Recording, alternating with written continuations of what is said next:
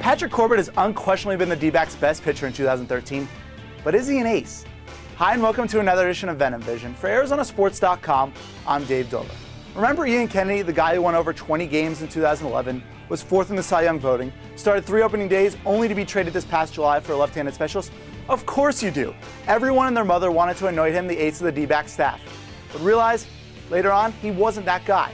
And that brings me to 23-year-old Patrick Corbin. Corbin began the year 12-1, was an All-Star, and was talked about in the same breath as Clayton, Kershaw, and Matt Harvey for the Cy Young contention. Since, in his last 7 starts, he's 1-4, he's given up 25 earned runs, and he looks like a shell of the player he was in the first half of the season. So who is he? Is he the dominant guy at the top end of a rotation?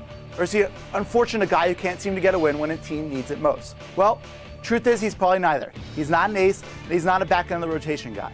When the chips may fall, and I know he's just in his first big league season, but when they finally fall, we'll find out that he's probably more of a number 2 starter.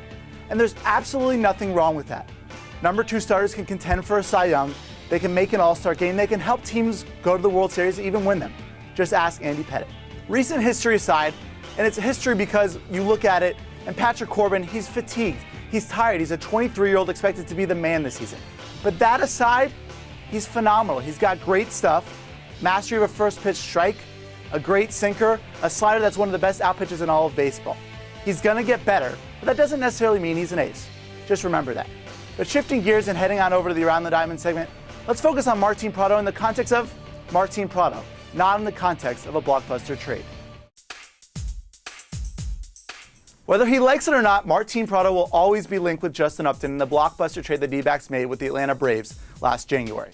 With that said, it's time we look at Martin Prado by himself, as the position player he is and as the player he is at the plate. Early on in the season, I raved about his defense and his versatility in the field.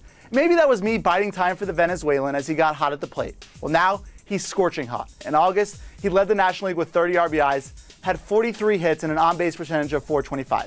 He was fantastic, the best player on the Diamondbacks roster. And that's just it. He's a great player, a guy who will hit 290, 10 to 15 home runs, 55 to 70 RBIs, and he's reaching his averages, and if not, probably will exceed them by the end of this season. It's nice once in a while to not talk about Martin Prado and Justin Upton in the same sentences. I know in our society and sport fans, they want to compare everyone. You don't always have to do that. Once in a while, it's just nice to talk about Martin Prado and the player he is. Well, that'll do it for this week's edition of Venom Vision. If you'd like to submit a tweet for next week's Around the Diamond segment, feel free to shoot me one at the Double D or our station's Twitter account at AZSports620. Until next week, it's always a pleasure. For ArizonaSports.com, I'm Dave Dolberg.